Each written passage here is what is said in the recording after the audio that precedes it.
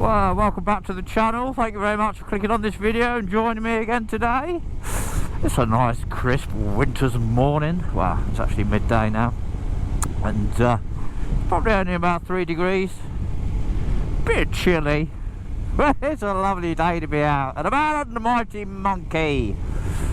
I haven't got the little man with me today. I did ask him. He stuck his head out of his bed and he gave me the dirtiest of looks and said, "You can do one, mate."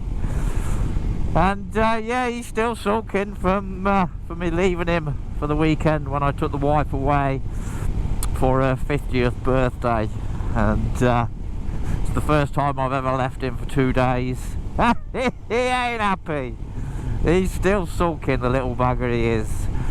And he won't leave me alone, but he's still sulking. He just, when I talk to him, he just gives me a dirty look. But I can't blame him, I did miss him. So today I thought I'd give you an owner's review of my little monkey, little monkey Mo.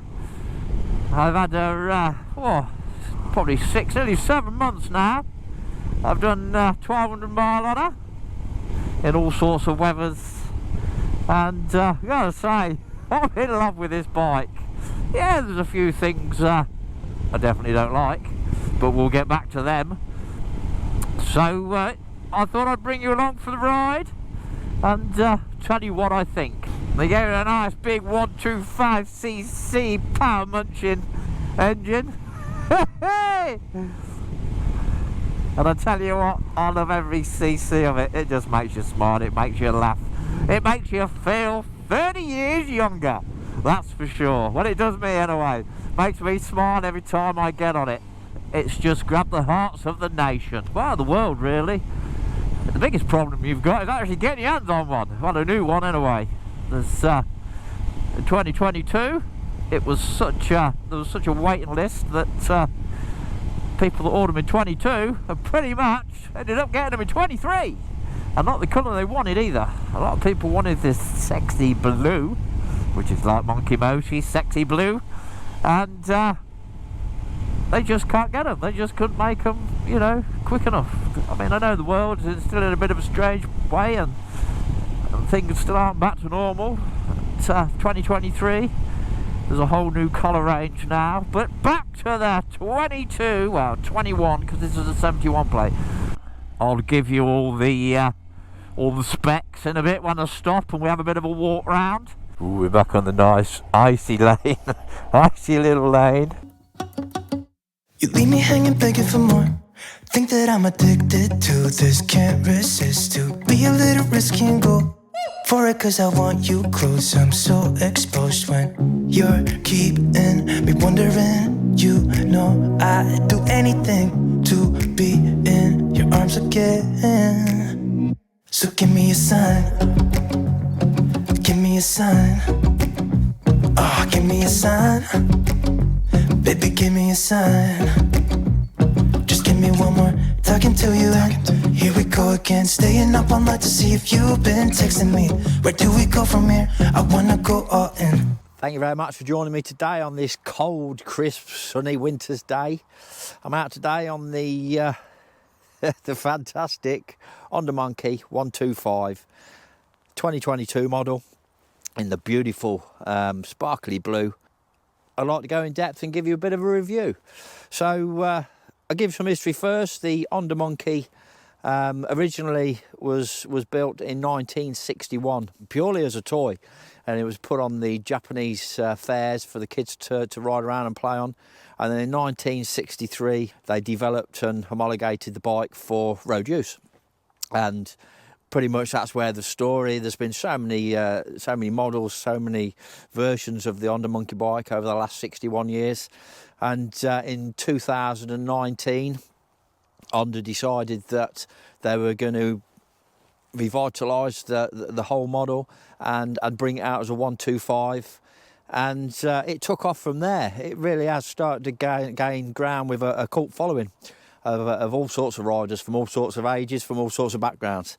It's just one of those bikes, it just, every time you ride it, it makes you laugh, it makes you smile, it makes you feel 30 years younger. And for me, I absolutely love that feeling.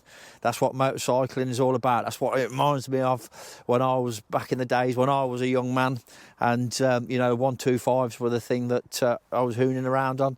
And I got to say, it just brings all those memories back. For a modern day monkey, Honda really did pull it out of the bag. They really did a really good job. And it is a cracking little bike. And the build quality in itself is really good from the way that the wires, the cables are routed.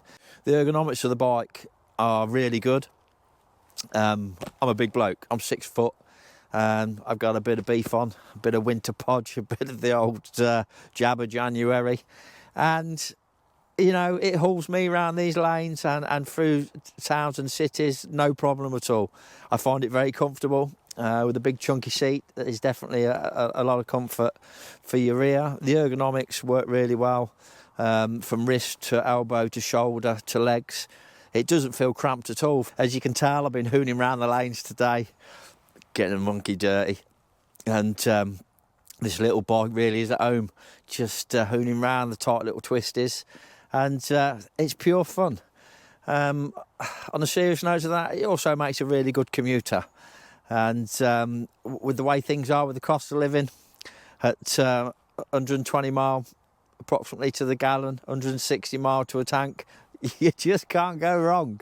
Not a lot changed between the 2019 and the 2022 models. This is actually a 71 plate, so they actually bought this model out the end of 2021. As for the specs, it's got a 124cc air-cooled 2-valve SOHC single engine that's Euro 5 compliant. That's supported by a tubeless steel backbone frame. It kicks out a max power of 9 bhp with a max torque of 8.1 foot-pound. The tank range is approximately 160 miles. The fuel capacity is 5.6 litres. The seat height, that big chunky seat, is 775 millimetres. The actual bike weight is 104 kg. Benching on the Honda Monkey has got inverted forks that are non-adjustable, twin shocks that are non-adjustable. The front brake has got a 220mm disc with a 2-piston calibre. It gives good feedback and feel from the lever, and also has the Honda ABS system on it, which works really well. It doesn't feel intrusive at all. The rear brake has got a 190mm disc with a single piston calibre. This actual model has got a couple of accessories on it. It's got a rear tail tidy and a front nose cone. The couple of changes that they did make, I think, are a good upgrade for the Monkey. So they upgraded the rear twin shocks, and they're a little bit stiffer. Still a little bit too soft for me.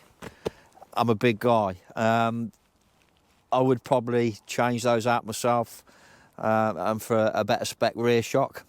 The biggest thing for me is obviously it changed from a 4-speed to a 5-speed, which really does make a difference when it comes to that top end of all of 55 miles an hour, but it's 55 miles an hour that's miles per hour.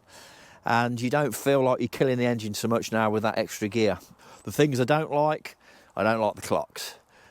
For me, the clocks, you just can't see in this sort of sunlight. You've got white writing on a black background. For me, I would have preferred the black writing on a white background. That probably would have given you a better view of the information that are on the clocks. The information on the clocks is good enough. It's got a fuel gauge. It tells you your speed, but it's not that good to actually get that information because of the sunlight. Honda switchgear is another one of my gripes, and it's not pretty much the Monkey. It's the same as quite a few Hondas. Honda are very good at using a lot of components on different bikes. So you'll see Honda switchgear, levers, side stands, petrol caps, pretty much on quite a wide range of their bikes. And I have this problem with a lot of Hondas. I don't like the switchgear. I've moved this one forward a little bit because I'm constantly honking the horn every time I want to indicate or cancel the indicators, and I just find that quite intrusive. It's not a natural feeling. I find if the switchgear has got a natural feel to it and you've not got to look where your fingers are going, then that's perfectly placed. With Honda switchgear, it never feels perfectly placed. It always just feels a little bit cumbersome, and like I say, I'm always honking the horn. The mirrors are another gripe. They're just not long enough, and it just impairs what would be a really good visual awareness of surroundings behind you. And so yeah, there's a few little things that let the monkey down, mainly in functionality with the mirrors, the clocks, the switch gear. But on the whole, do you know, I really do rate this bike as a good value, 125, that will just make you smile. You'll fall in love with a monkey. It will have a place in your heart. And I think once you put one in your garage, it'll stay there.